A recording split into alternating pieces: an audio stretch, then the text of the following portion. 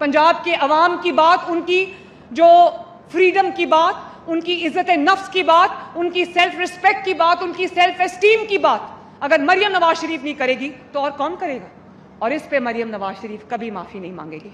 पहले मैं बहुत चुप रही, इन्होंने बिजली के बिलों में रिलीफ देने पे पंजाब पे एतराज किया, पंजाब के अपने पानी पे, अपनी नहरों पे एतराज किया, मैं चुप रही। मैंने बहुत कोशिश की कि मैं ये ना मत करूं, मगर जहां पर मैंने कहा कि जहां पर पंजाब की बात आएगी, पंजाबी की बात आएगी, पंजाब में बसने वाले शहरी की हक की बात आएगी, मरियम नवाज आपको छोड़ेगी नहीं।